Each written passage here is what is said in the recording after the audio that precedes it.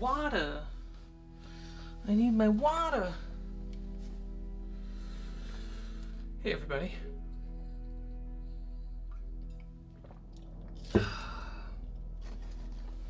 So I want to get some designing ideas down before I commit to a style for these stairs for this dungeon set.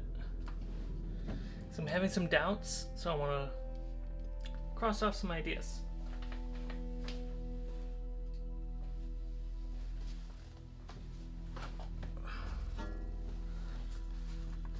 Okay, so we have the spiral stair idea. These are very big stairs because we're talking huge giants. Spiral stair idea.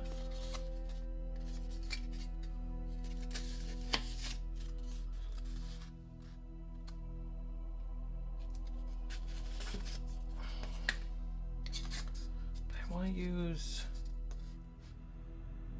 centimeter or half inch. Then it looks more of ancient stonework, and that's far more up my style for this. So, and it has to be 6 inches tall to match the scaffolding. Okay. So, let's start with a square. Make life that much easier. I'll grab my good set of stairs.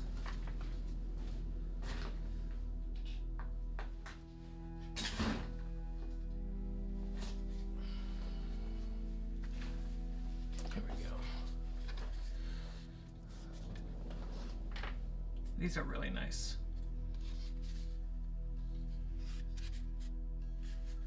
Maybe take this design and amplify it.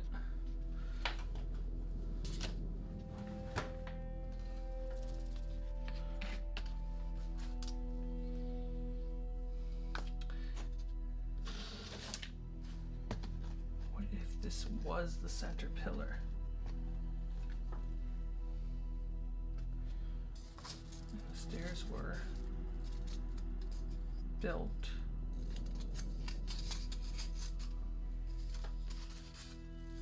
up around it. That'd be pretty big.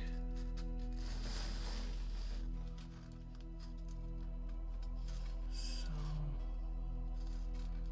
talking like 3 steps aside.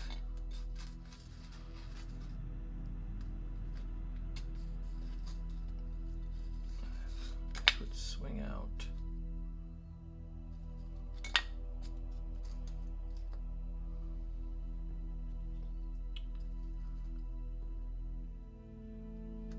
did it that way.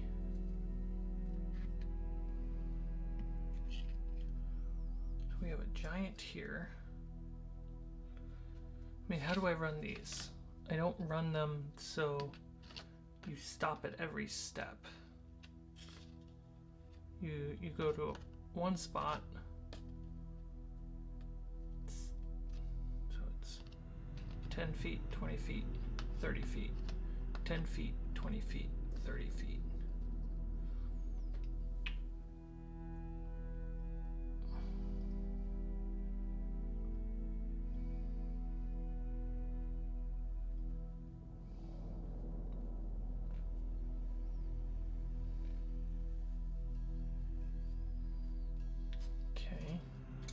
Do it this way.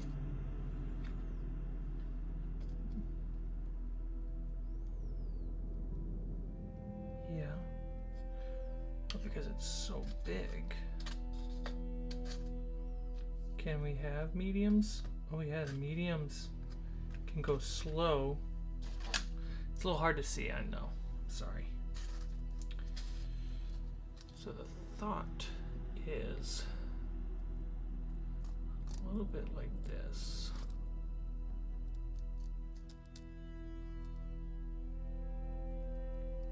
we go. Yeah, so you can kind of see what I'm thinking of for stairs.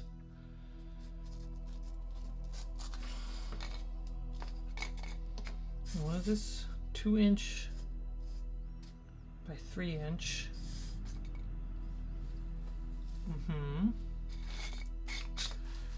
Okay.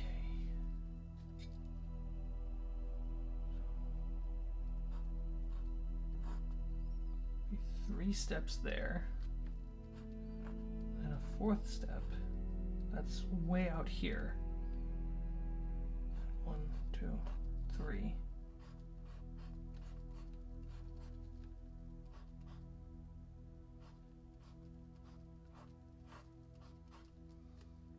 Yeah, I mean that's a lot simpler than what's going on up here.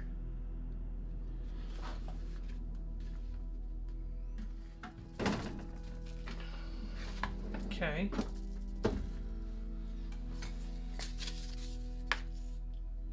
And it has that more big giant stones were used by giants to make something. But that means it would be essentially this platform would be just that. Yeah. That's what we're dealing with. Okay. That's kind of cool. I'm down for that. Foam. Gotta cut some foam.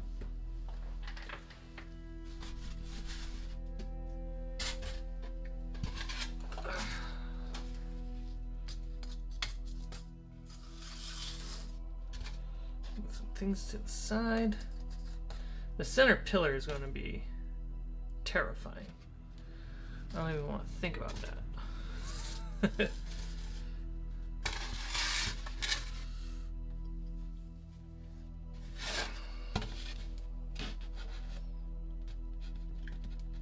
So cut in half, everything doubles. I'm down for that.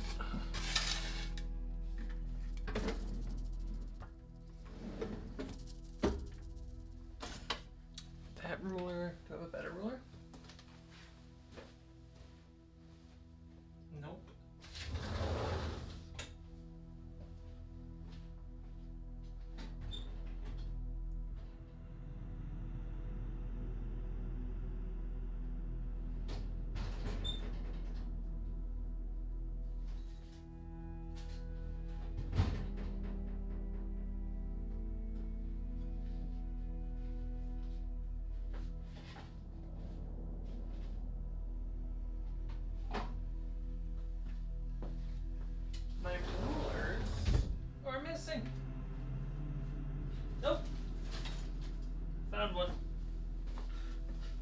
Found my others. They were just right here. Okay. Come on, chair. So what are we talking here? So it's a 2x3.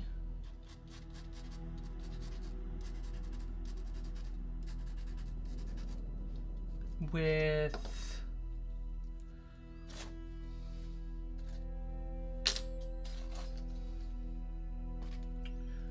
one,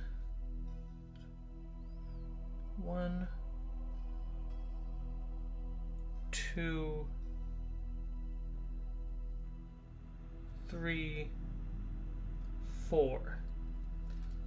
Okay, so 4 3x3s.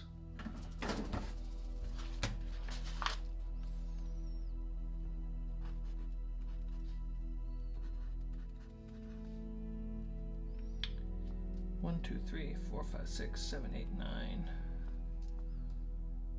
1, 2, 3, 4, 5, 6, 7, 8, 9. 12, I think, yeah. 2x3s. Okay. Can I get that out of this? everything double, so all I need is 2 and 6. So we have, get closer to the center. Everything is off screen.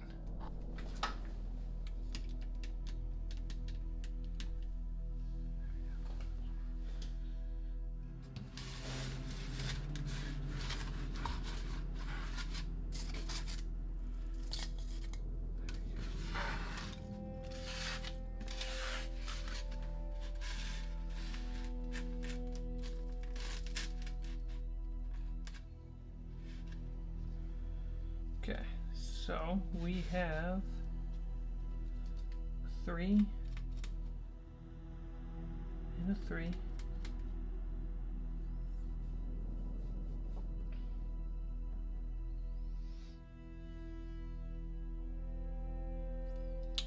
And then a 2. So 2, 4, 6. 8. It's most pieces.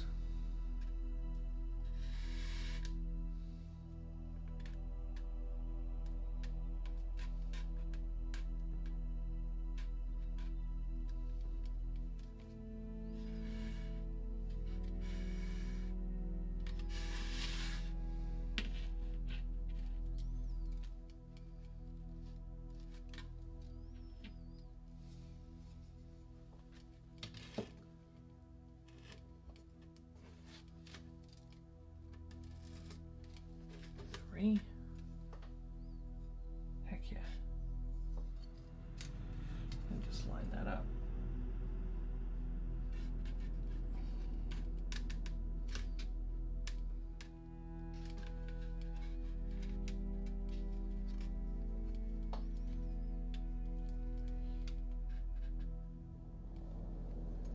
We're talking that. Okay.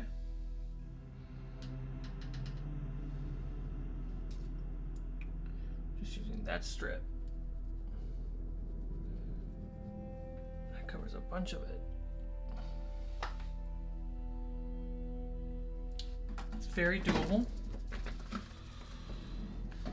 Very doable. Okay.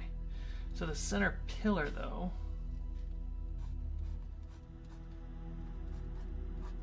it's a big old cube.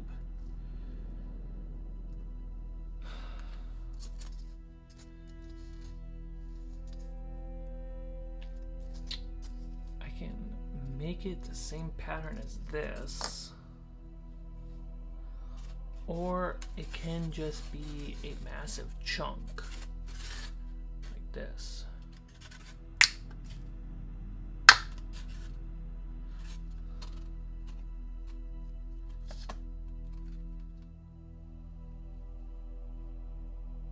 Yeah.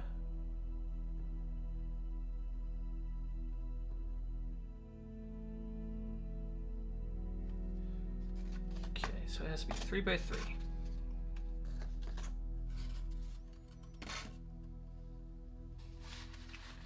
Okay, 3 by 3.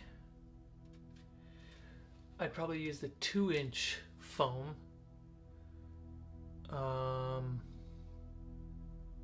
6. It's gonna get me 6 inches tall. It's gonna get me 1, 2, barely a story. Because for mediums, halfway the story. Okay. So it would get up to 12 inches tall for Stairway of a Giants.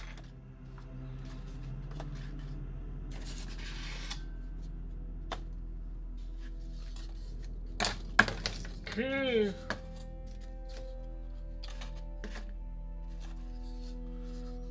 It'd be something like this tall.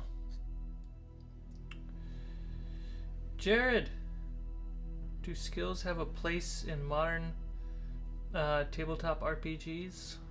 It's a great question. What kind of skills are you talking about? Player skills or character skills? I'd argue both.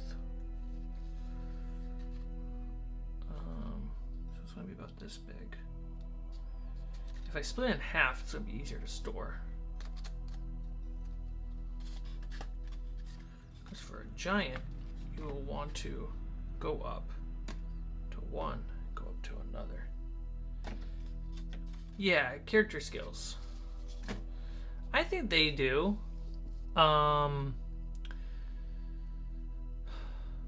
In Shadow Dark, for example, they don't necessarily exist on paper on the character sheet, but they exist in the class features. So using the rogue as an example, or the thief, anything thievery has a proficiency bonus, which is in Shadow Dark just advantage. And it defines it, like picking pockets, unlocking locks, setting traps, unsetting traps.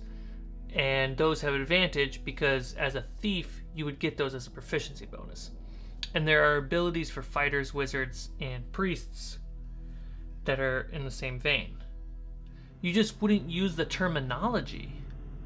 Like, I'd like to use my athletics to lift this up. And it kind of sounds like you want to use a video game button, right? Whereas in Shadow Dark, you would say athletics. It's not acrobatics.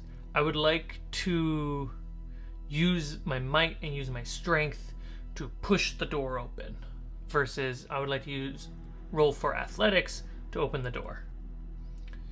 So the vocabulary and the way you word it starts to change if you remove those words and skills from the character sheet. I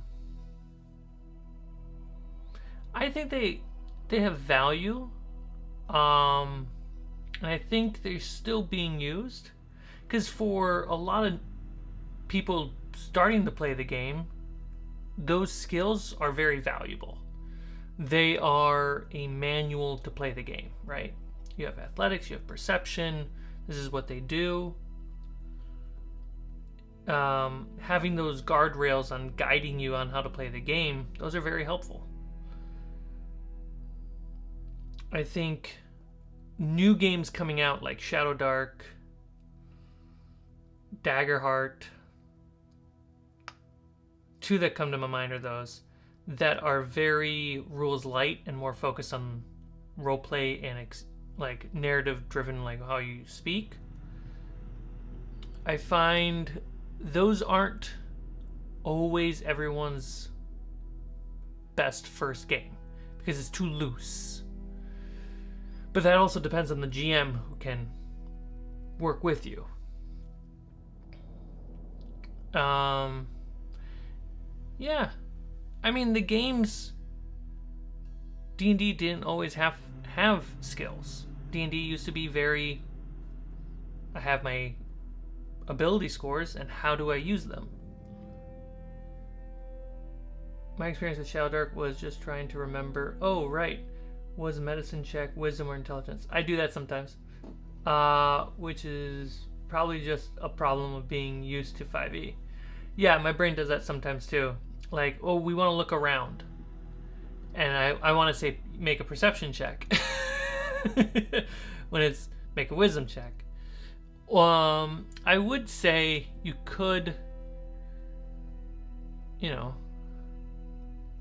it does come down to how someone describes what they want to do. I want to look for clues somewhere. Roll an intelligence check. Do I spot anything? Make a wisdom check.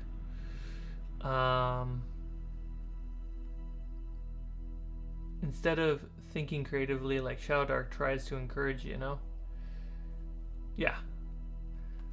I think,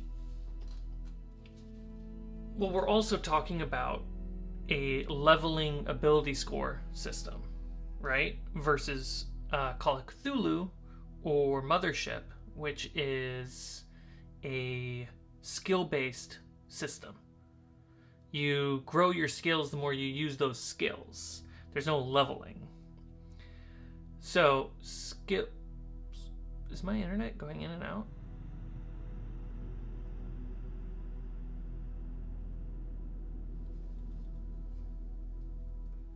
Let me know if my internet seems a little weird. Call of Cthulhu and Mothership, you know, you double down on the skills you use, and therefore you need a list of skills to use. To my knowledge, early edition D&D with ability scores, skills weren't really a part of it. Skills really came in on 3rd edition when Wizards of the Coast bought them.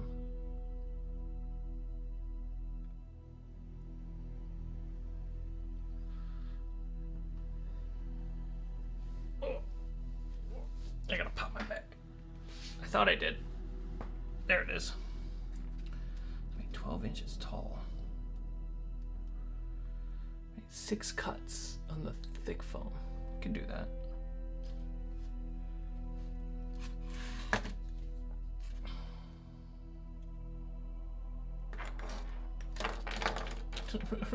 It just fell out of my hand.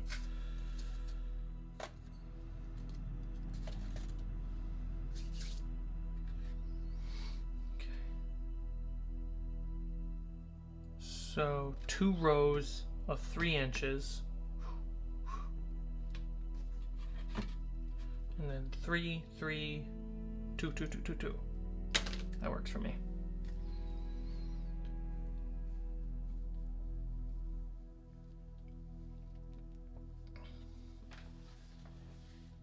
All right. Can you even see back there? You can kind of see back there.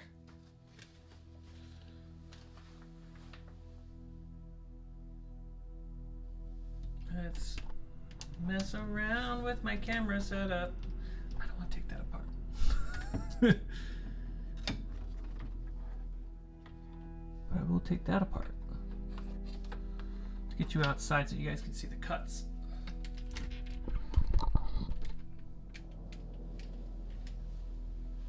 Look at my incredibly tangled spaghetti floor.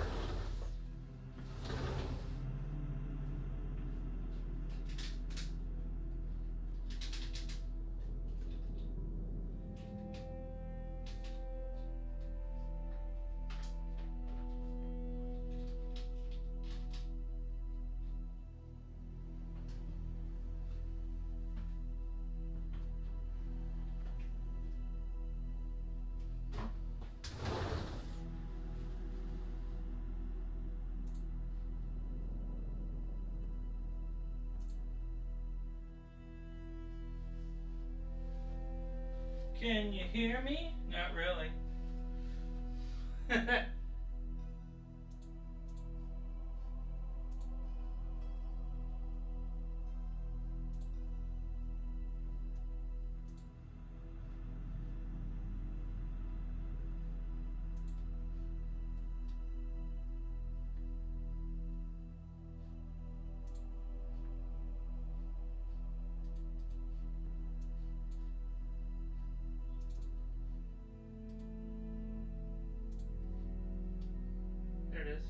There it is.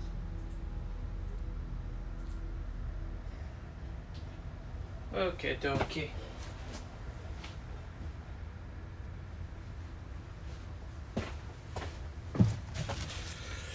Outside together. Outside together. It's really cold outside. Do do do do do.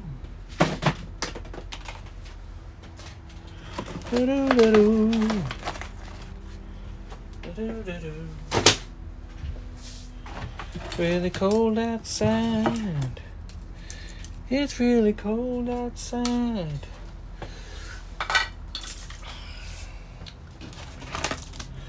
It's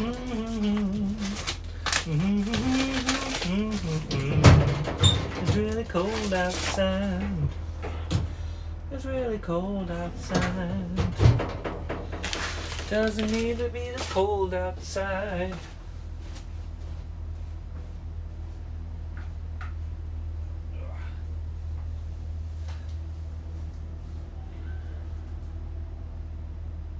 Stuff they came up with for their class. Do you know? I have this mic. Here we go. My mic was off. My mic was off.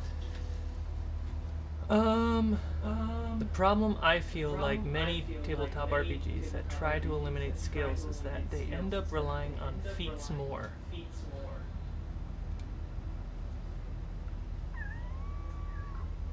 I could see that.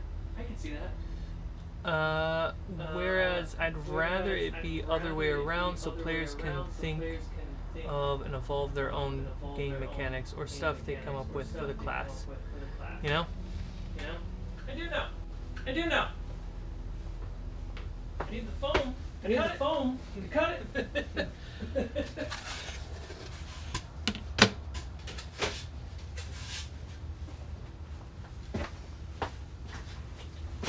You guys don't even see what the phone is.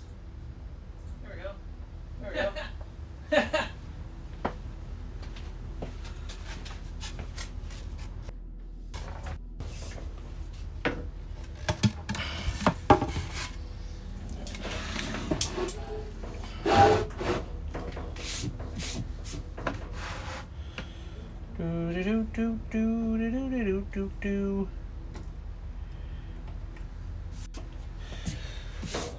I don't like games focusing solely on feats. 3 inches is 8 centimeters. Technically it's 7.5, but I'm okay with 8. Therefore I'm going to do 8 centimeter by 4 centimeter.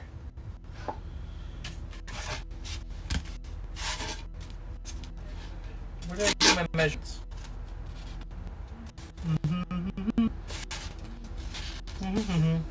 So I feel like feats just bloat the game. Like, if you're going to have your game built off feats, like let's say Pathfinder, and you want it to be a tabletop game, not a virtual tabletop game, you kind of now need to make sure that the whole game is on cards. Does that make sense?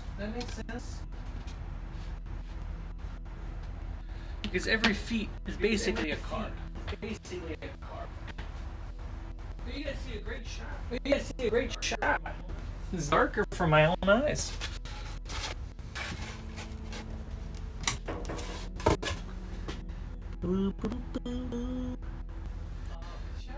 With Shadow Dark, we don't have that problem. At least I don't see it.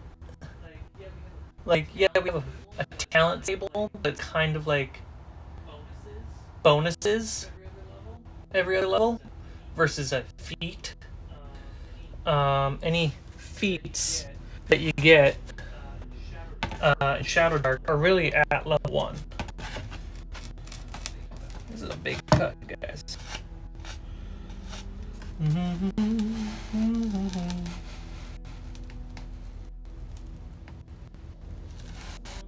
The foam is not hot enough. Yes, it is. There we go. Try that. There's another game that does that. I mean, in Shadowrick you can do training, which kind of functions as feats. I unmessed. Dang it. Okay. Come on. Come on. Gotta get further away from the wall. There we go. Can't stop. Yes, I can. I can do that. Okay.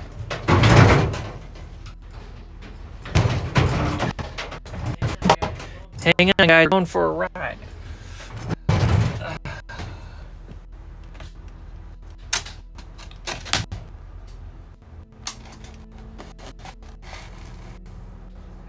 What just happened?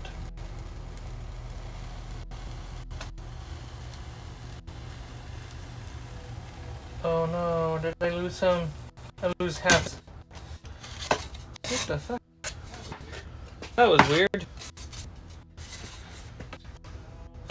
Oh, yeah. Okay, that's fine.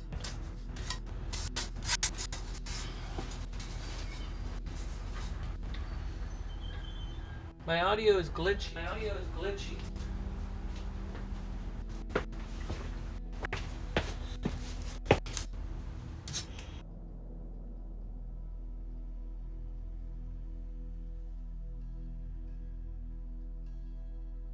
No, my audio shouldn't be glitchy. I'm a professional. I'm a professional.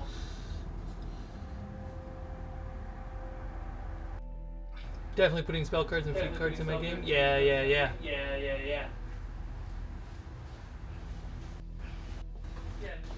Yeah, my spell cards for Shadow Dark are basically done.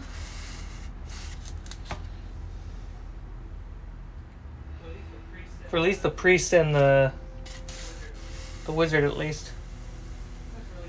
That's really all you need. I should do the witch. I'll just get some other stuff done first.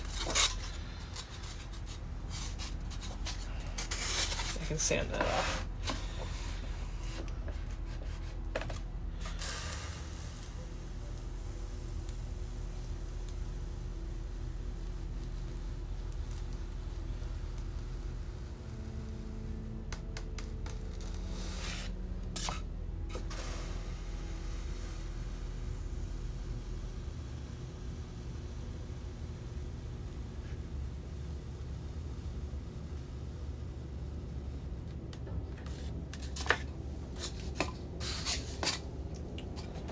Got a little boo-boo there, but that's okay.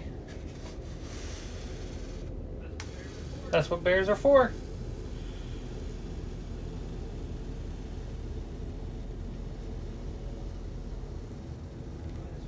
Oh, that's right, it's getting cut in half. Perfect. So let's go to 4. Make sure this is actually half.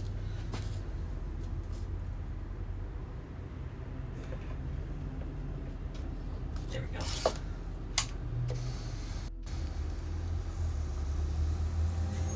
Did I do that right? I feel like I didn't do that right.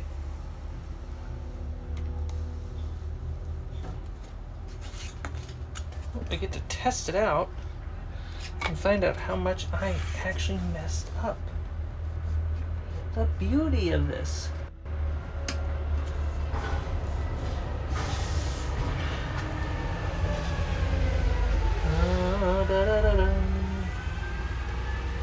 Come on, cuts.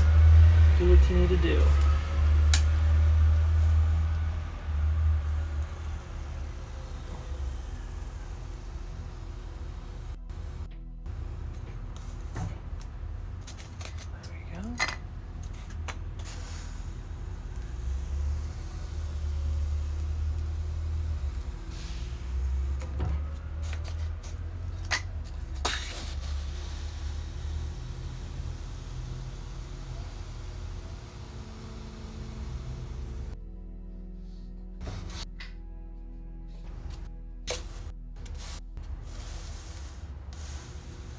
It should be just enough to test the design.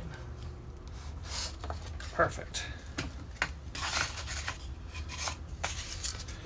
All right, let's go back inside, everybody. Hang on to your camera ride. What's that cable do? What do those cables do? What do those cables do? Why is there a mess on my floor? Why is there a mess on my floor?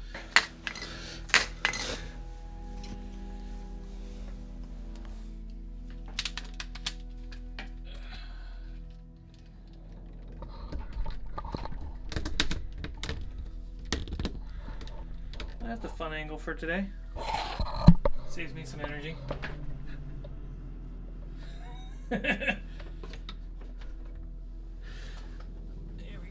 There we go. Ta-da. Oh, that's a really nice angle.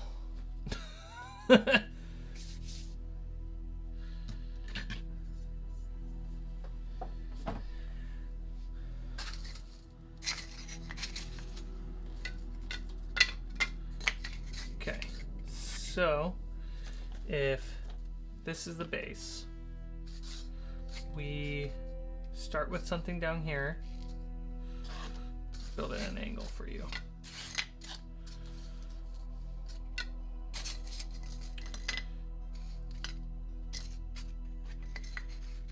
What were the pieces I tested with? Huh. They are just a little bit smaller.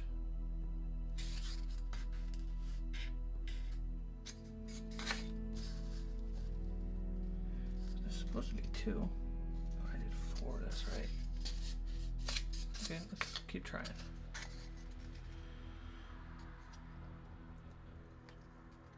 And we have 3, and then 4.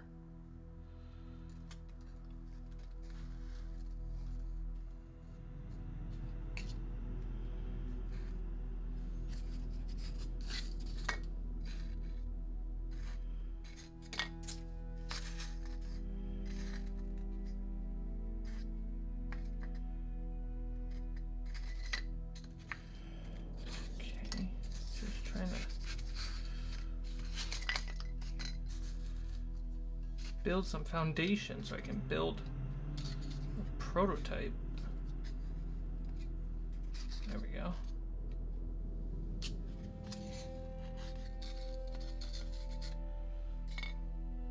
Then 3.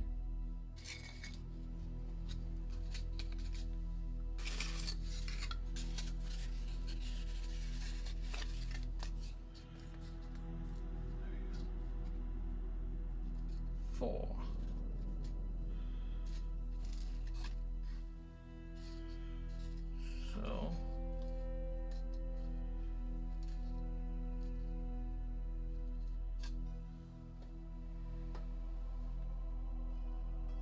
and then this would repeat, and then this would repeat this way, and then this way, here, here, and here. And they have to be fat.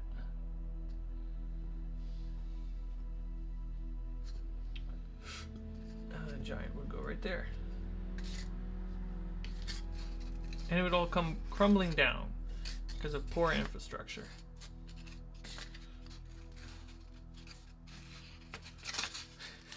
Like a frickin' Minneapolis bridge. Okay. So first problem is the giant won't sit there fully. Why? Ruler, ruler, ruler. Why do I have that issue?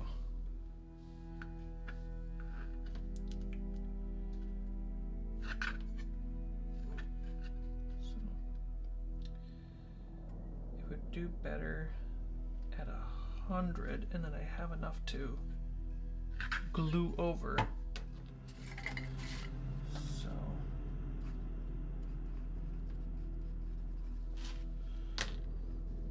10 centimeters.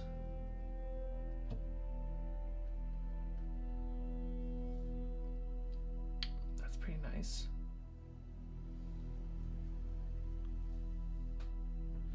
And that gives me space to have a giant fit. Okay, that makes sense to my brain. The second floor, the second step, excuse me, is, there we go, 10.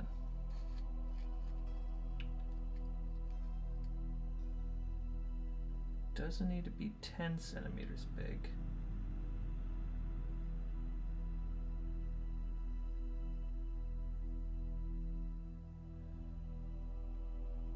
But if I do 40.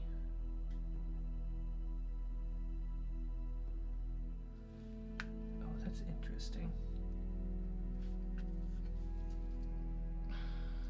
So what are we at? 10, 11, 12. So let's do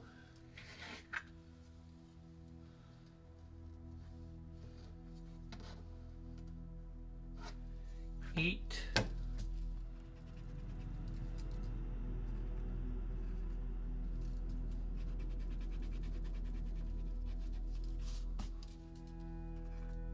Centimeters by 12 centimeters. And that way there's enough lip underneath the step, and that way it can build up.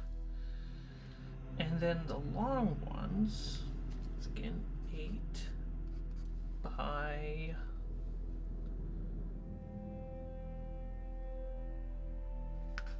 4.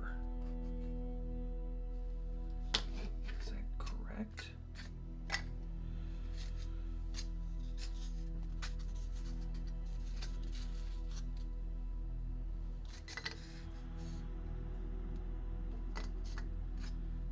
Put this guy on.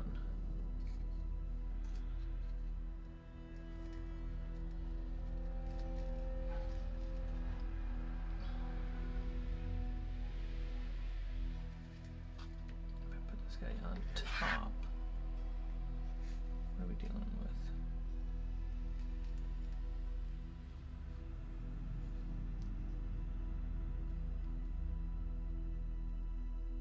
Feeling about 4.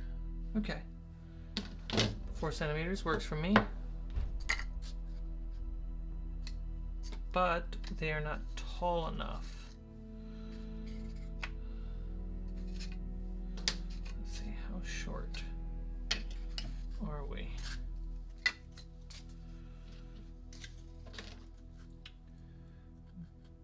Just a little over a centimeter thick.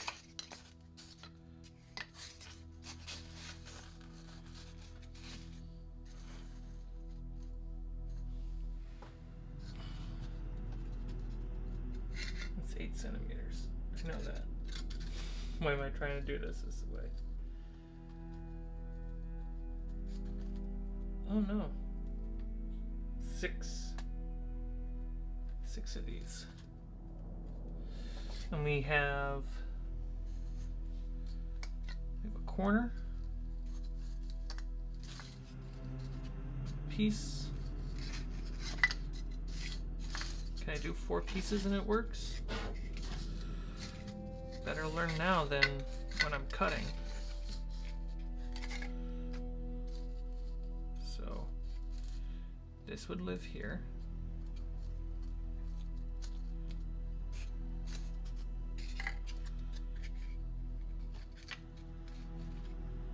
This would live here.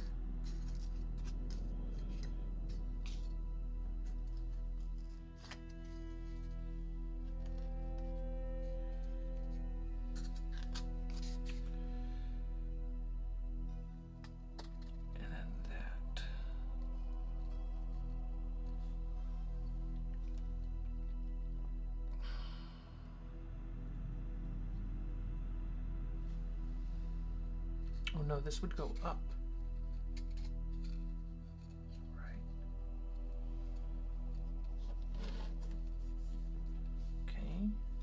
Dude, learning on the fly. So we have 8 centimeters for that. 2 centimeter coverage. So this is 100 centimeters.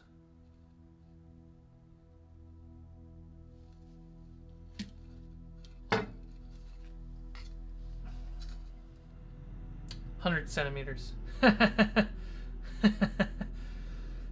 10 centimeters.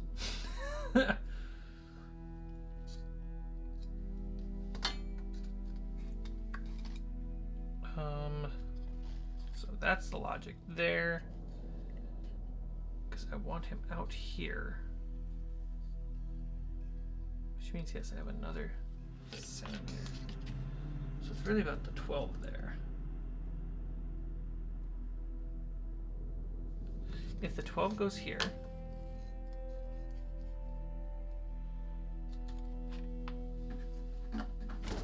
let's do this. This will be an interesting test. And then I put one of these like slabs of stone.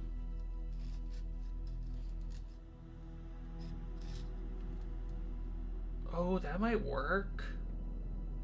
And the slabs of stone tile that matches these tiles literally goes right here. And that means this tile would actually be down here as well, on top. Would it be on top? It'd probably be just the tile down below. Yeah. So that bottom piece is not needed. And so that way it blends perfectly with the floor tiles.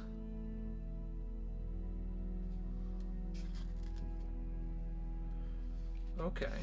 So what the hell am I building right here? Look at this structure. Can you even... Perspective. So this is what we're building right here.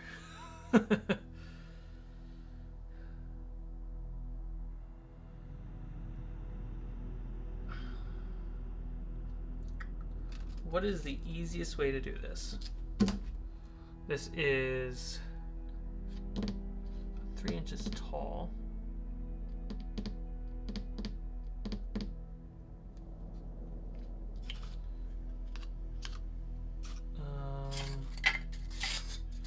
Something. There we go.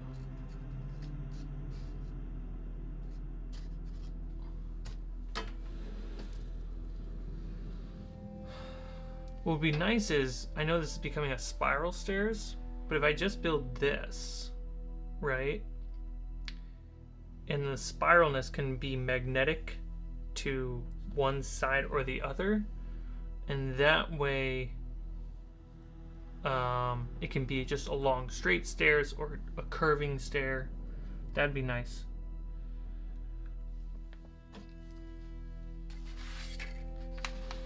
Okay, so we have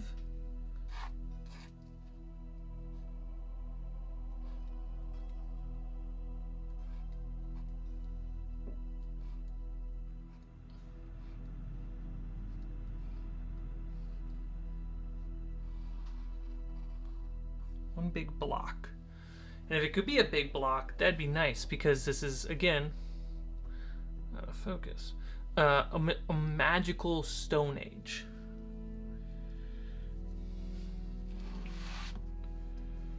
Okay, what do we got? Measure, measure, measure.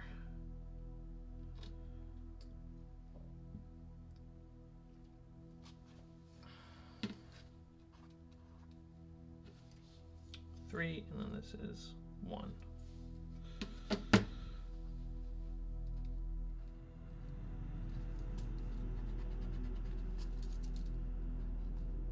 Okay. What are we generally looking at here? 2. 2. And we can make sure that this is a 2 as well. 2, 2, 2, 2. So my brain remembers.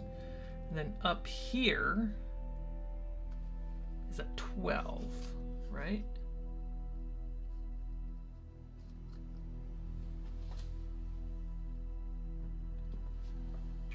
Or is it this?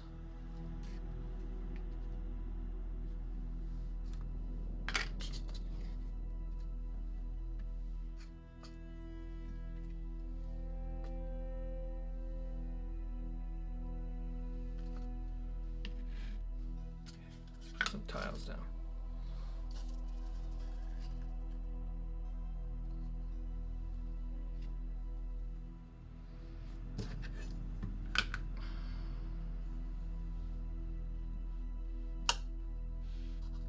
settle down, magnets. It would be 8 centimeters before the foam. Yeah.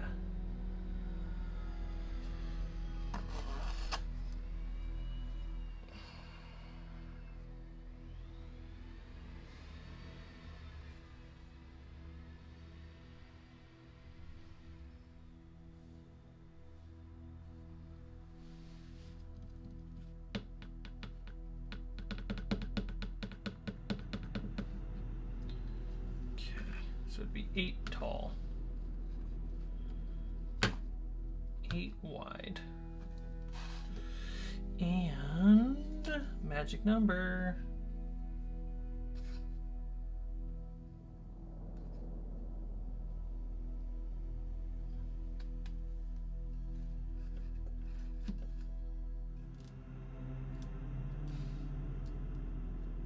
$16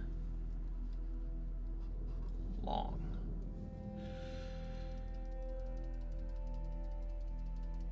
Interesting. 6 inches long. So we're dealing with a scaffold on the side. That's the bones right there. Oops. There we go. That's the bones.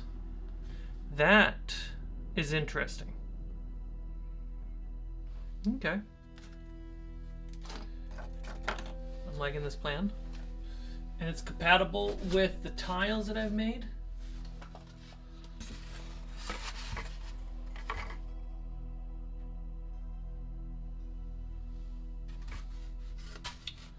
So 2-inch foam. Oozy. What do we got? 5 centimeters.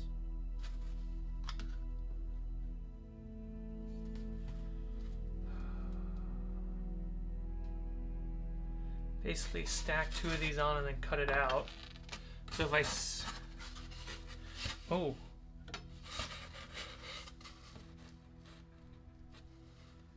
Actually, we can trace the stairs onto the side of this, glue 2 foam together, and just cut it out. It's just a massive block.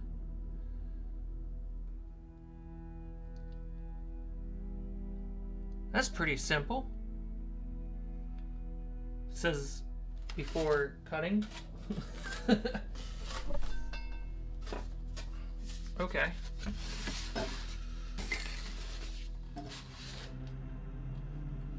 Let's try to make this work.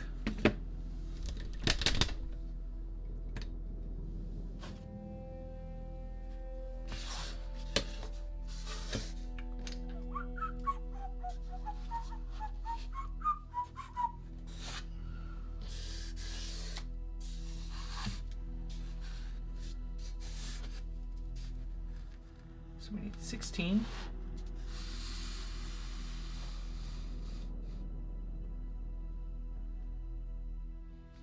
Yep, right there.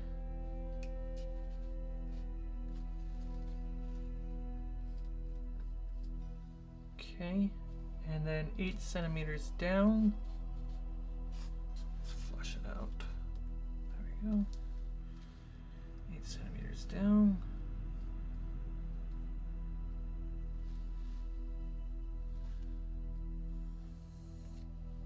Fantastic.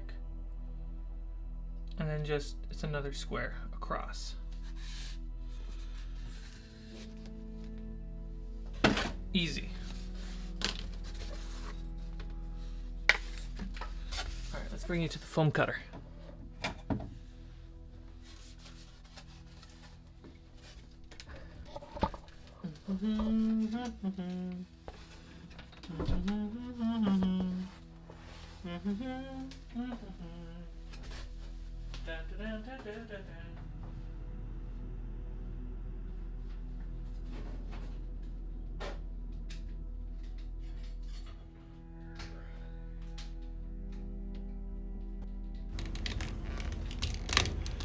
Fantastic.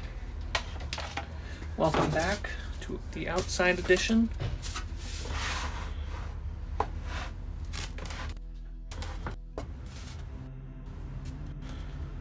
So we just need 8 centimeters down the line.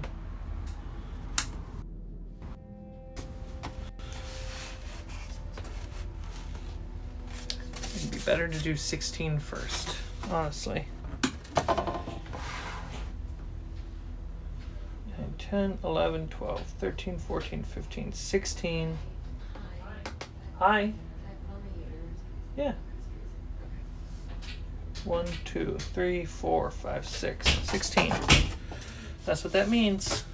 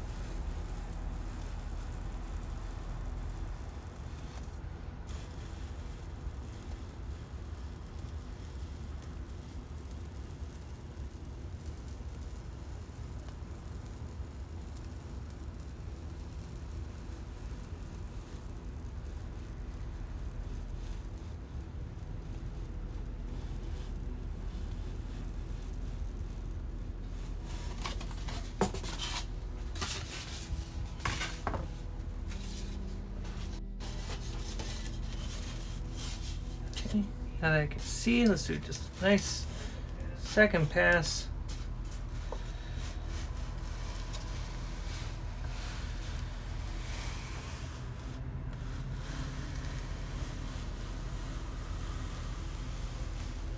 Yeah, that's a clean cut.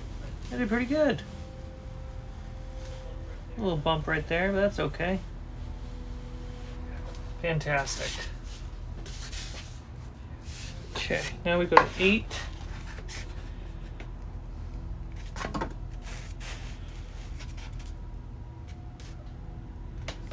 Yes.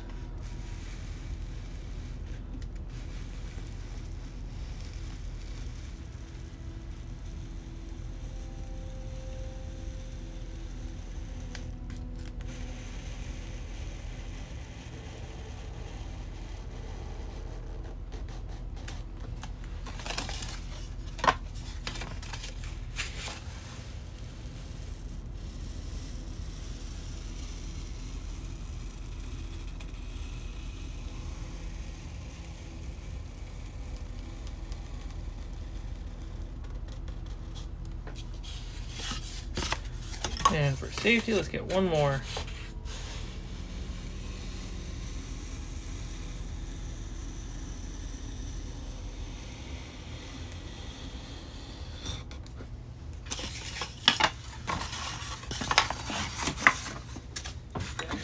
Back inside, everybody.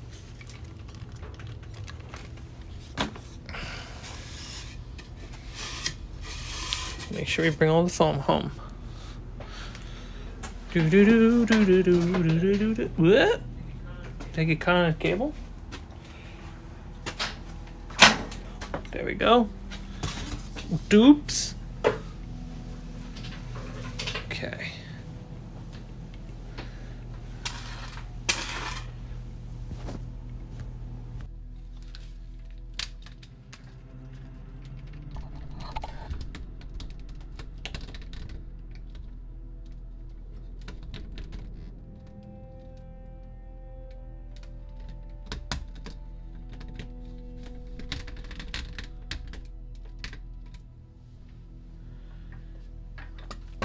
Cable mess. There we go.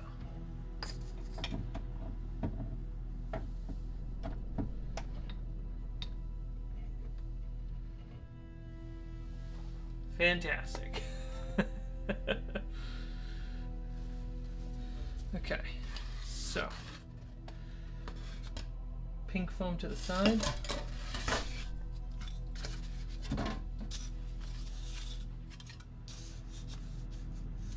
So this is meant to be the profile.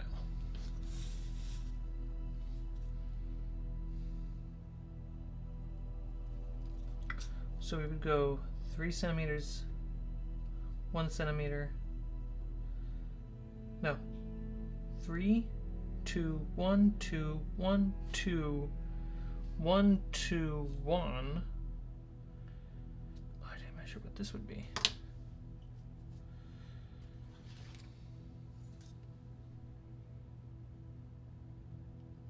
And then it'd be 10.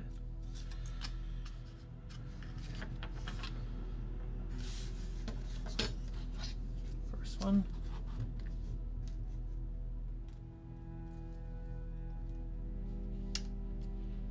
Excuse me? What am I doing? This is definitely not 10.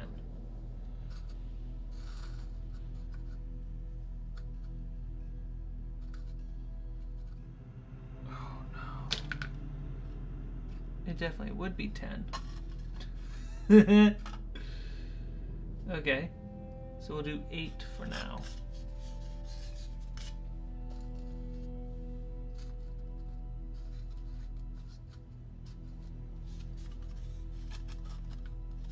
Did I undercut? Not necessarily. It's still doable. Those are 3. How did I get 10 out of this? 8 and 10.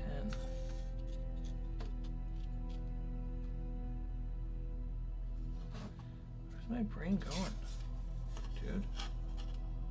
Oh wow, it really does eat up half of the whole thing. Is the top. Okay. I just felt for some reason that was grossly too much. All right, and we go down 1 centimeter.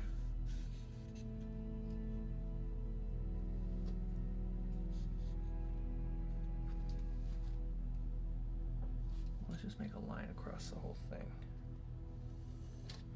There we go. That's diagonal. That's not straight.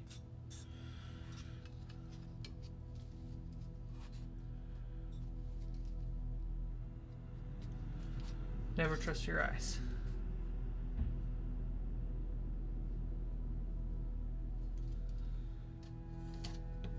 There we go.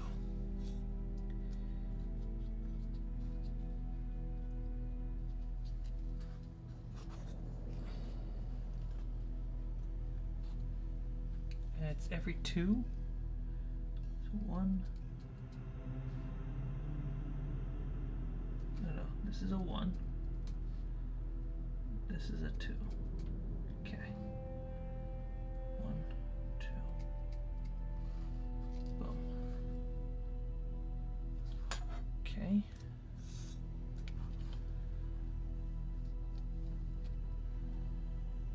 One, 2. 1, 2.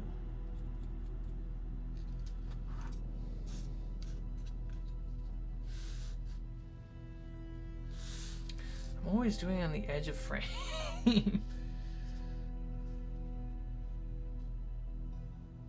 we go. There. 2.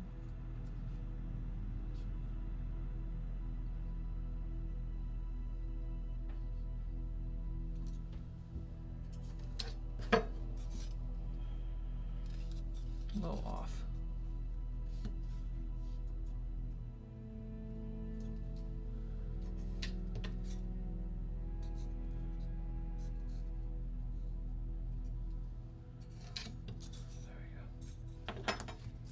Okay, so that's where those are going to be, and then it's 1 centimeter down each time.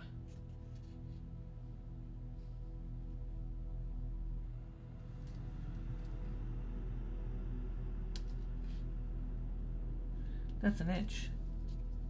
There we go. 1,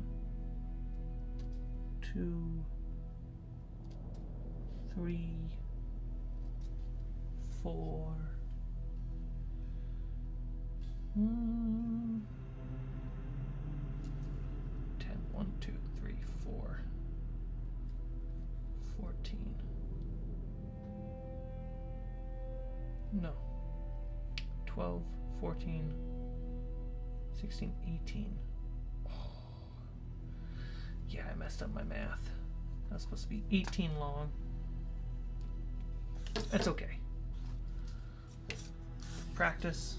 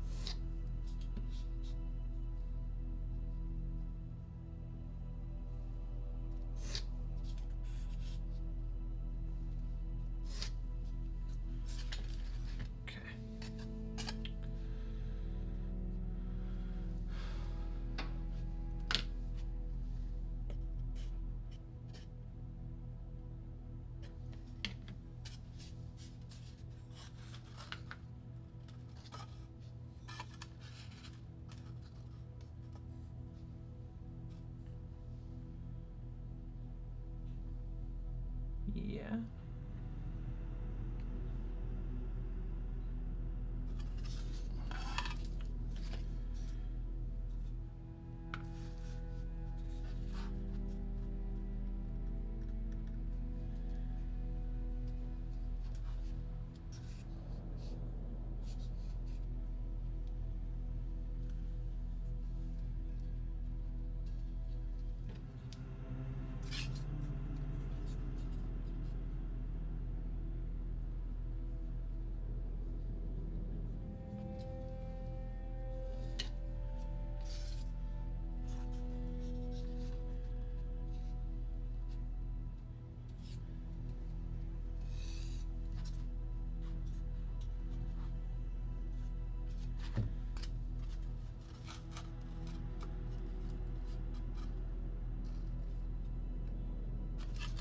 Okay.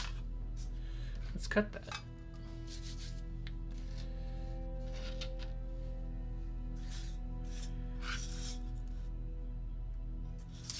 So we have a bit of a grid that you can see. That's our guidelines for making these stairs.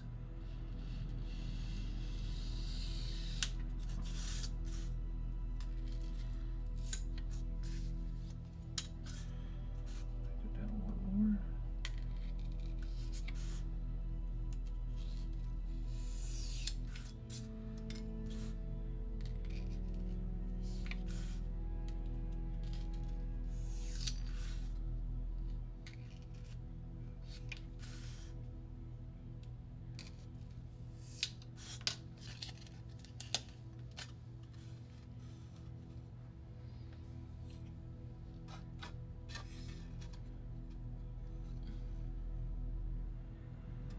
Do I go down 2 centimeters?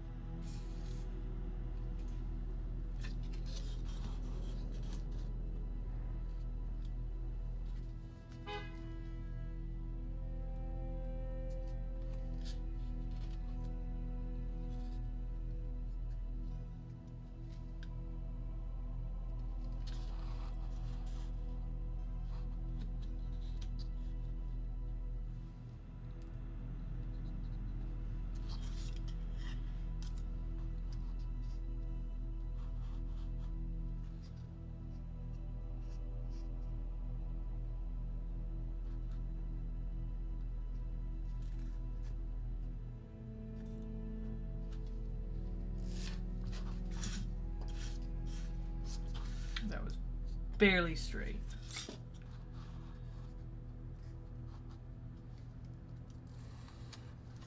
There we go.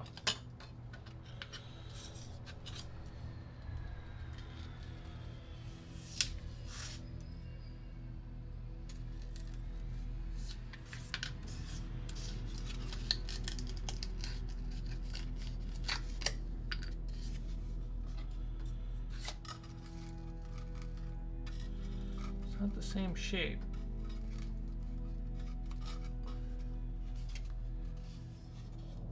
But it works.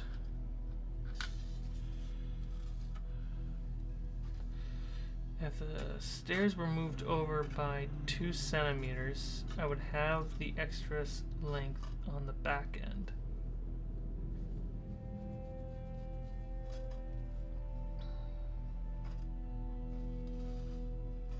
Or do I even need that?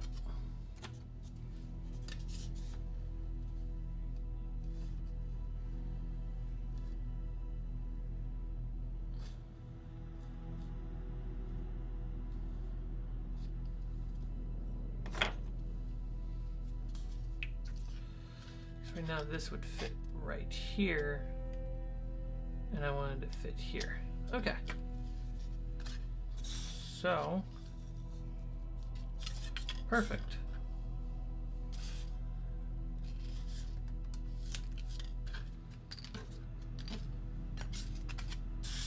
I got it. I got it figured out. Mom, be so proud of me. Okay.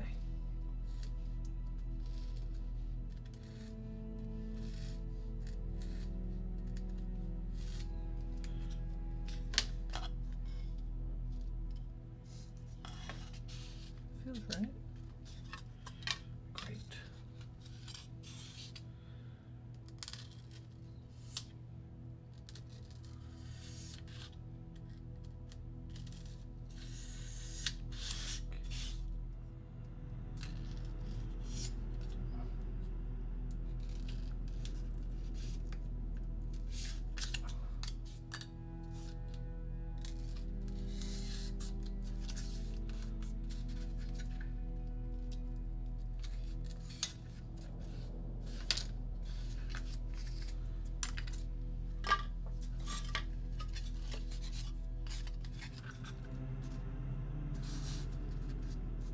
Love it.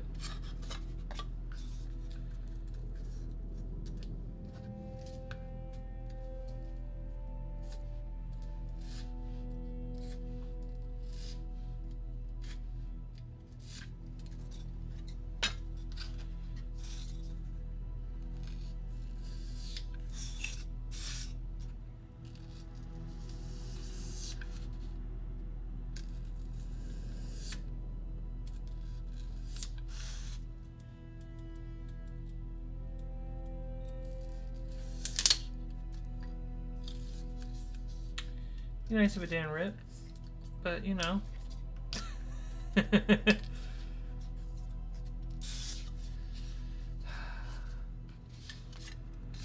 separate trying to get to it.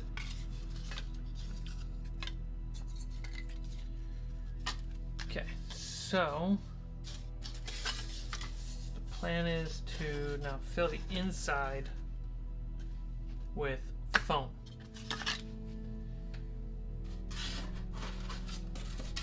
Thick blocks.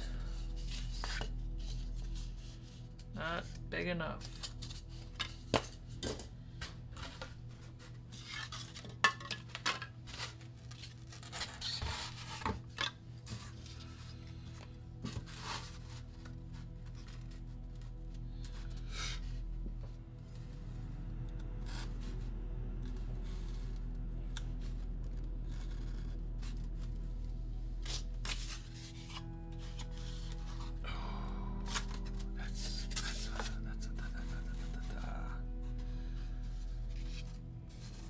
That tells me that I'm not wasting as much.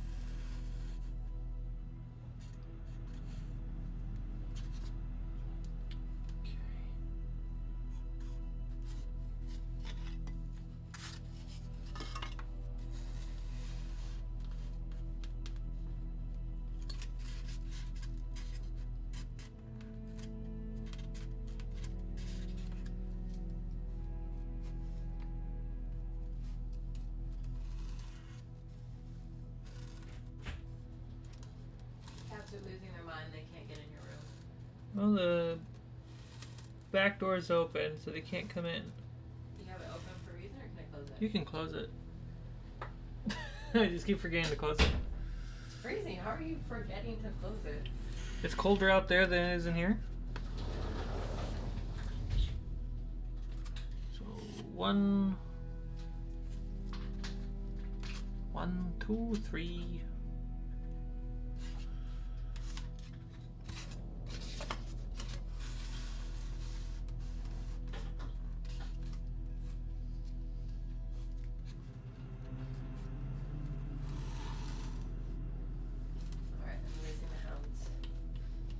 Releasing the hounds, she says. Alright, guys. And by hounds, you mean felines. Yeah, look how pathetic they are. I took this photo of Luna. Took a photo of Luna? Yeah. There's a serious. Oh my gosh.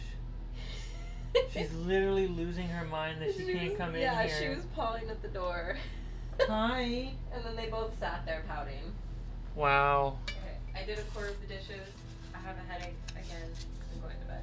Good night. Love you. Good night, Shereen. Okay.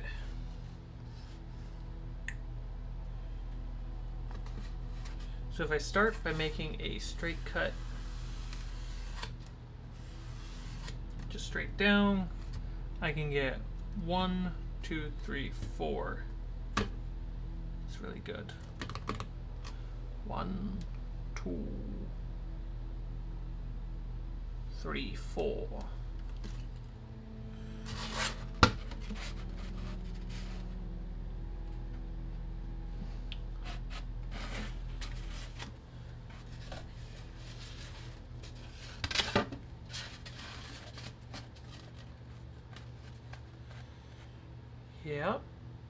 Yep, that's doable. Okay, so we cut the 2-inch.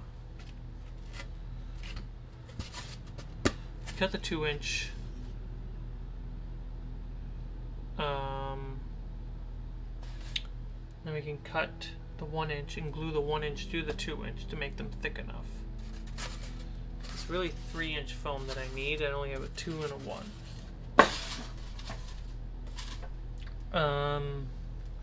But I can't cut on the hot wire cutter.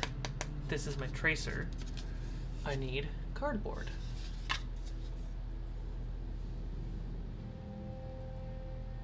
As I scan my room, looking for cardboard.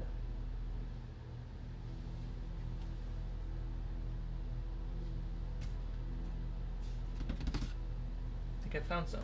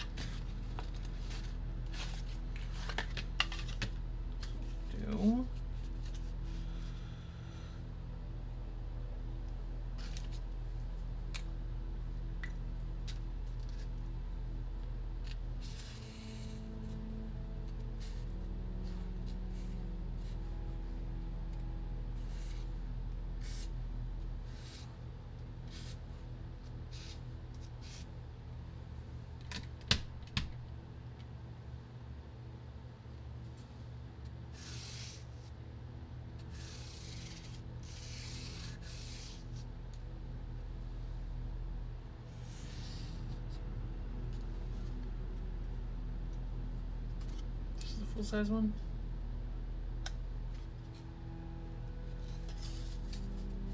Yes. Yes, it is. Great.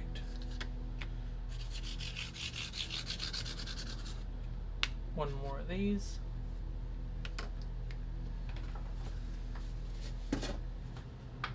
Come here, little box. For science.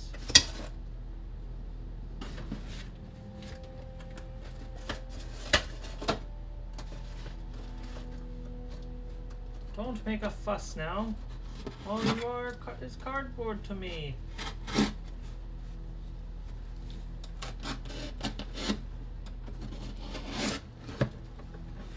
Oh yeah? You want to act like that now? There we go.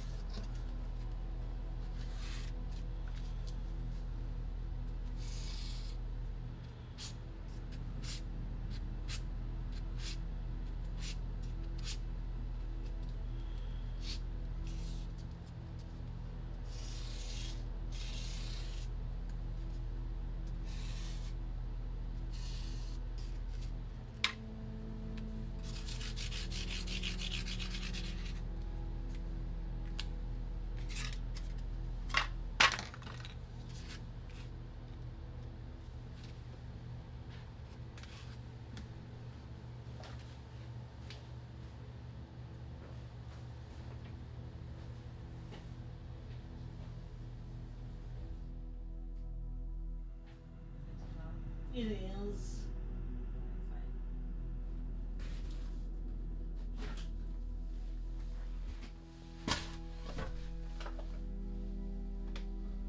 Okay.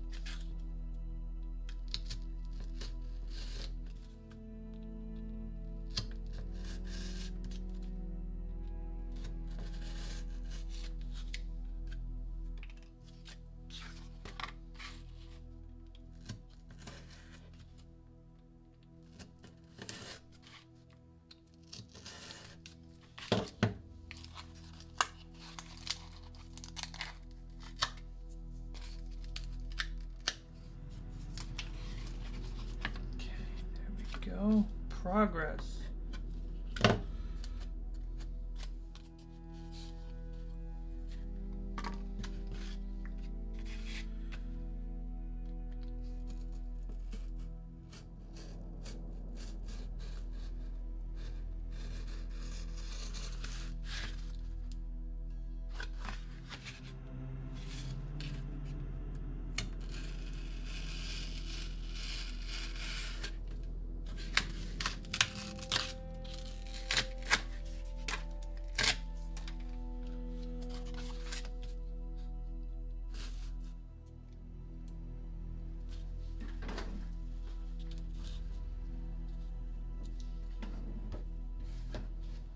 No, I don't need anything else.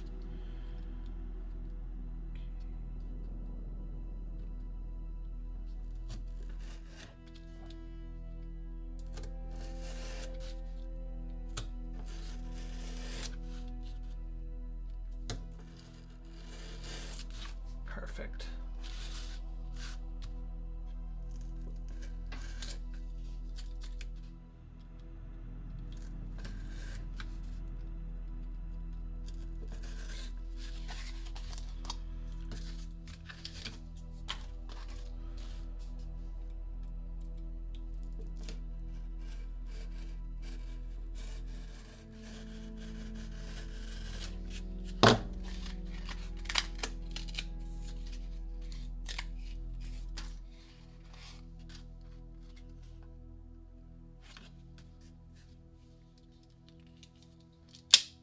perfect. I think it's perfect. That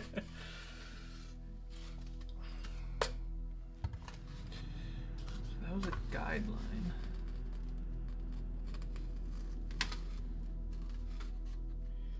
It's not terrible. Next to each other. It is off a bit. Okay, how off is it?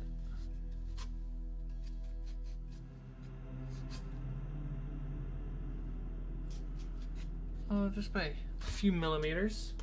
Easy fix.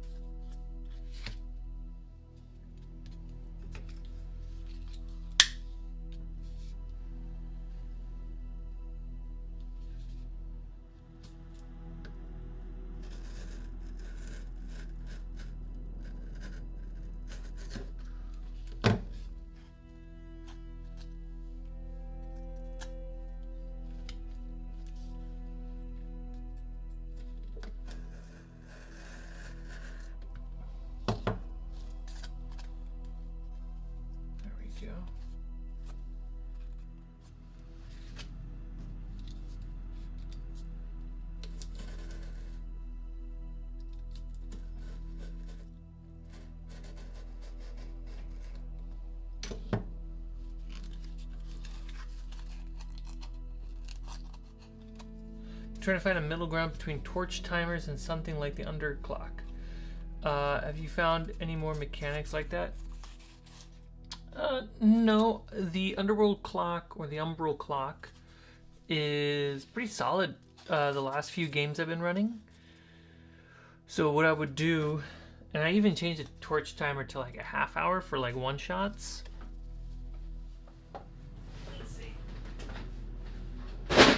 Oh, loud. So I'll take this half-hour timer, put it on the table, and say this is how long your torch will last, or until the umbral clock hits 0. And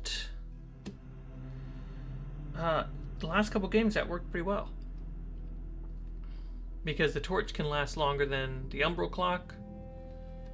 You know, like once we get to 0 on the clock, whatever this was, it gets reset.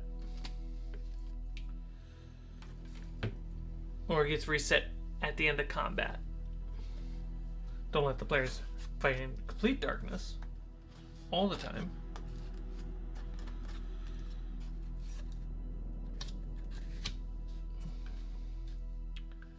But I wouldn't be tracking the torch timer in my head.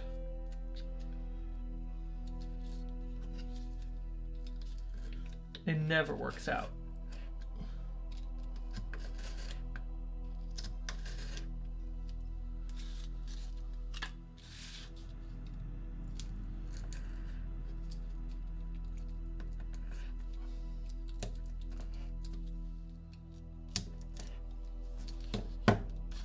What time is it? 10 o'clock? Trying to figure out this evening schedule. Seems to be the best time with my new work schedule. Do you not have things extinguish torches early then? I do. I play around with it. Like if you drop the torch, roll a d6. Or if the players are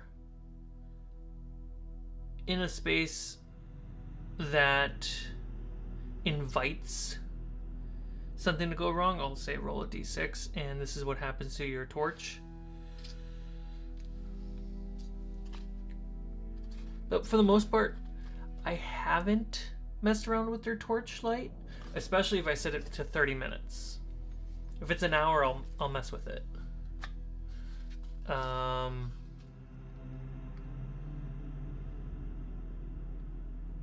Because it's easier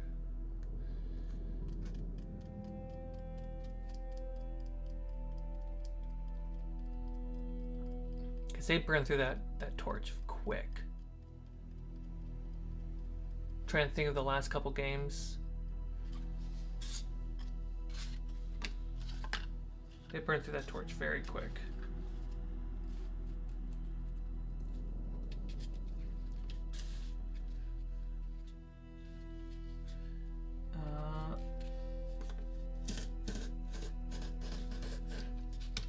Yeah, I think I only mess with the torch once or twice a game.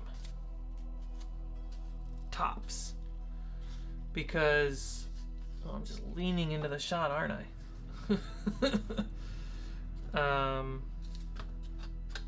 Because if I mess with it too much, it becomes like a point of tension that's unnecessary, and they start to dislike it.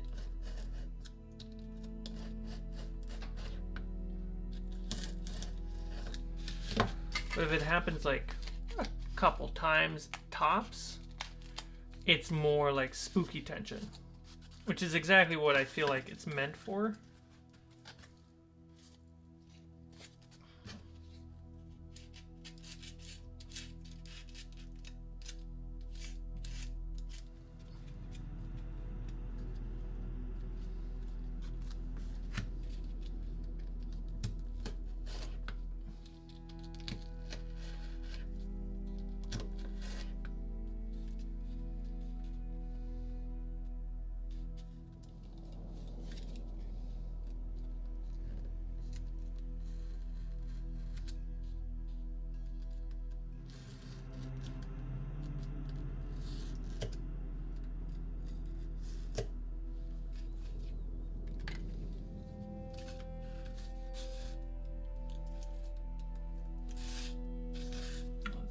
Really curvy at the end.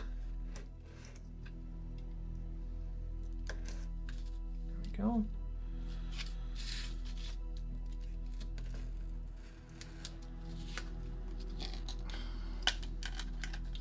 My problem is that torches only apply in dark dungeons or night scenes.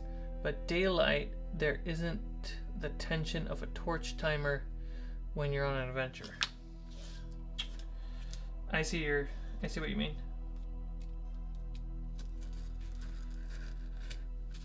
How did I get around that last time?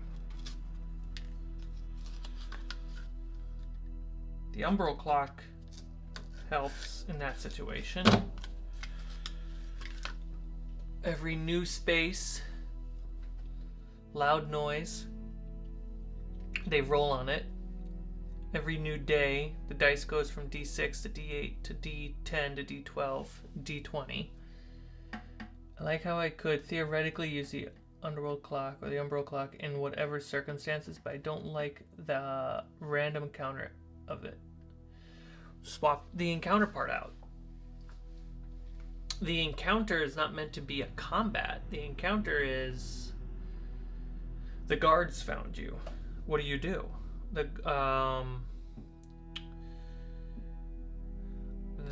What's another encounter?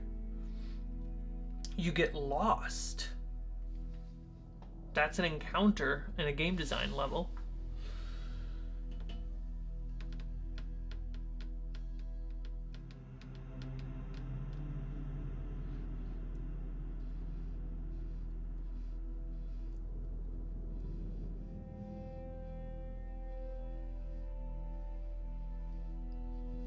I mean, I have the player's roll on the umbral clock. I never roll on it. It's they put themselves in the situation.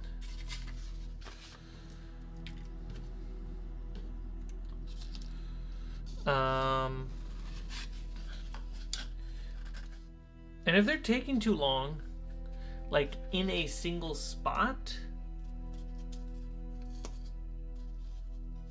I wouldn't be rolling the underworld clock. I would let them plan. I'd let them role play. Let them figure their stuff out. But then once it's time to get into action, that's when the clock kicks in. Okay.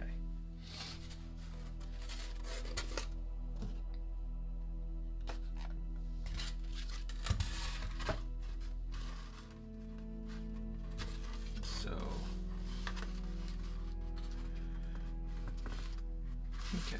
this a little bit better.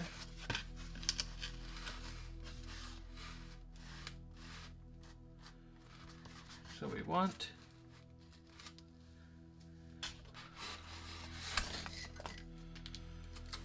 if the players take too long, like not moving and just planning and talking, to a certain degree, that's the players having fun. And if you only have that night or that session to play the game with them, find something to cut to make up for like getting to the end faster, or move a door closer. If they're spending that much time trying to avoid triggering the umbral clock and they're just using up torch time, or if it's daytime and they're not using torch, right?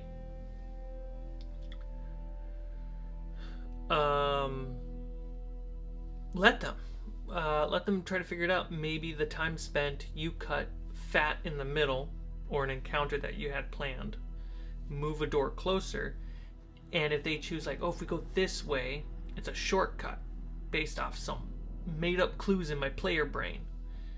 All right, well, you've spent a lot of time that we would be going through this encounter. Cut that encounter, bring that door to that shortcut spot that they thought was a right spot, proves to them that it is a right spot, and they feel good about spending that time. All right, 16. Oh, man, again with the 16. 16's so big. I could just do 8s.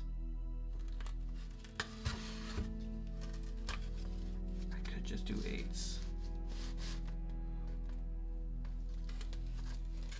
Yeah, let's just do 8s. That'll save some time. And we do it here. Yeah, we got a little broken piece. That's okay. It's character. Oh yeah, I'll be right back.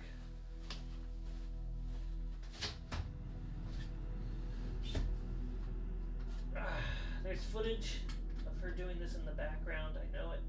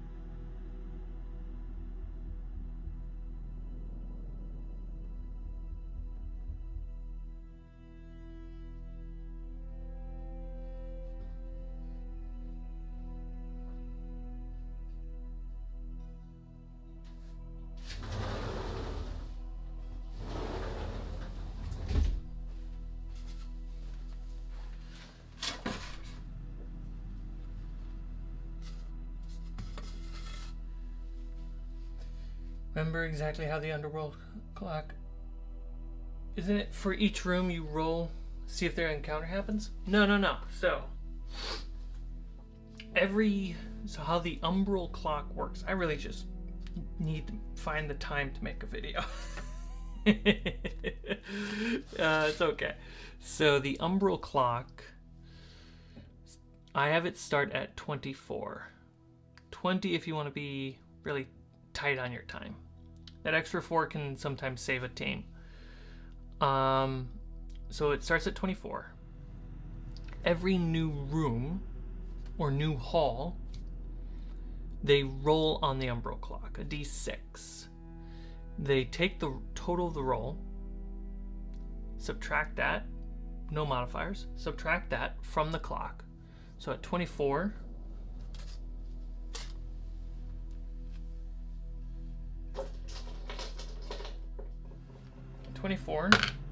roll a 2, I'm at 22 because we entered a new room in the dungeon. We go to another room, got a 1. We're at 21. Okay, there's the stairs. Let's go up the stairs. Another 1. We're at 20. And the clock is just ticking down. All right. Up at the top of the stairs, there's a new hallway. 1. And is this loaded? There's a 6. So from 20 with 6, we get down to 14. And when the clock hit 0, then an encounter happens. If they go back the way they came, every 3 rooms counts as 1 roll. So we go from that hallway. We go down the stairs, hallway, down the stairs, room. When they get to the next room, they roll. They land on a 1 again. I think this is loaded. Or poorly balanced. So that's how it strictly works. That's the bare bones version of the clock. If you want to get fancy with the clock, every rest in a dungeon or out of a settlement, so in the wilderness, right? Wilderness or dungeon, the D6 becomes a D8, D10, D12, and then D20. And the only way to bring that clock dice down is to have a rest in a settlement. And that will bring it down by 1, forcing them to spend time in a settlement versus on an adventure. If your players are exploring a room in darkness with no light, I would have them roll 2 dice instead of 1.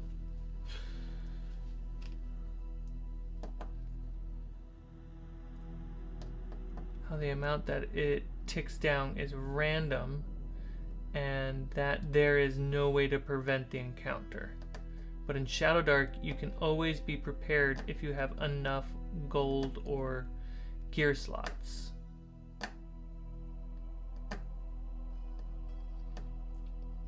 Now, if you are in a settlement and you want some settlement encounters and you want to use the clock to help take away that, by all means, use that as your tool to use that. If you want to get one more level of interest or difficulty with the clock, you can have the menace die on there. When they land on a 4, 3, 2, or 1 on the clock, on the umbral clock, they have to roll a d4. On the d4 has some interesting effects. 4, the clock resets and they skip that encounter, meaning the best visual I have in my brain is they sensed the ogre coming, they heard it coming, and they all hid. You can narratively describe how they avoid this encounter, and you can describe what they just dodged as a problem, and now they know there's an ogre walking around in the dungeon.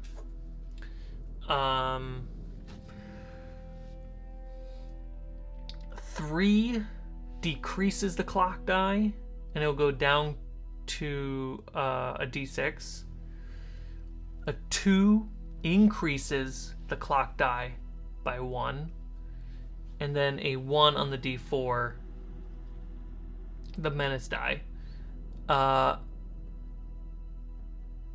makes the encounter happen now, and the NPC or monster has surprise. So you could land on a 4 on the umbral clock, roll a d4 for menace, land on a 1, and the encounter happens, and the party is surprised. So I do that too. Yeah, those are kind of the 3 big things. The rest of the umbral clock, I follow Shadowdark's monster attitude and monster placement kind of mechanic. Do you have Scotch tape? I feel like I should.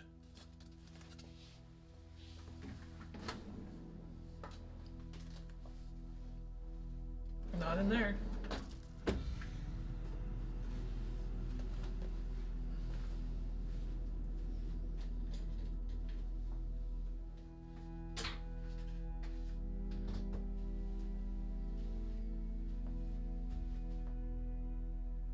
Where could it be?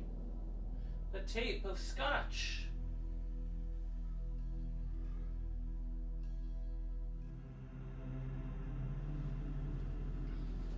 Okay. I don't know where my tape is. So that means I can't make the cut tonight. But it's okay.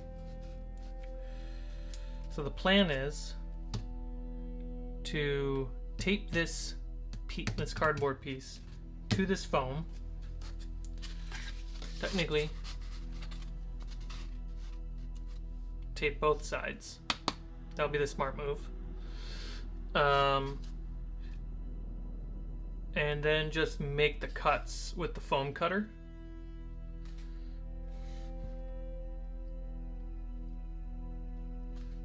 And I'll probably be kind of sloppy. I'll try not to be, but no guarantees. And then I essentially just flip this. This is what it looked like is I make the first cut, some slop, right? And I just kind of pull it over to make sure it's clean and make that cut. Booyah. Booyah. Then I got 2 fat chunks. And then I repeat that on the thin one, and then I'll glue those together to get the full 3 inches that I need. And that'll be the first 2 steps. So 1 step here. Let's see the camera. There we go. So it'll be the first step here, and then 1 to go there. Technically, that means I need a block to go underneath. Should I do a block or a pillar? It should be a block. This is Stone Age. They just have it going. Yeah, I like that.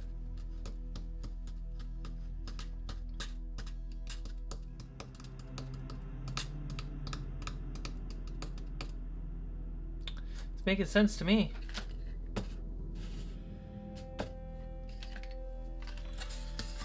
And then, is there a mini? There is. Little devil. And these steps seem like they're going to be plenty wide enough to cover most medium creatures. So I'll be able to put the players there. And that doesn't seem like it'll be a problem.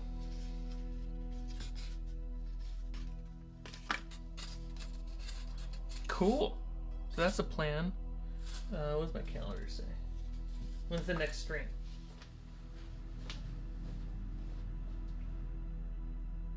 Today's Tuesday.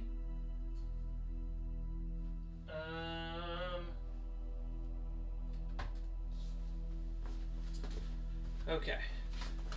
Today's Tuesday. The next stream is Thursday and then Sunday. In the evening, right now it's 10:30. I'm gonna try to aim for 8:30 to get on Tuesdays, Thursdays, and Sundays. Let's see if I can be consistent with that for this month, since my work schedule is all changed and I just kind of have to adapt and get used to it. Because Wednesdays and Fridays I do boxing, so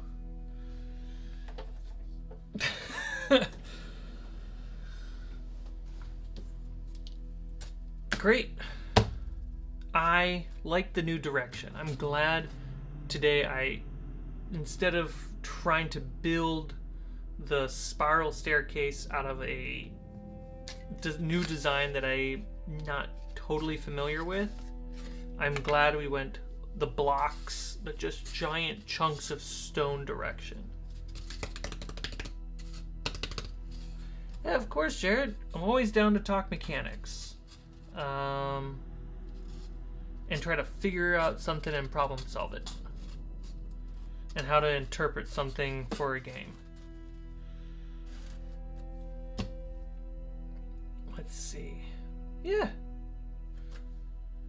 I think that'll be it for today. Remember, 8:30 Pacific time, Tuesdays, Thursdays, Sundays. Keep me accountable. If I'm not streaming, yell at me on the Discord or in the comments section. Make me feel bad.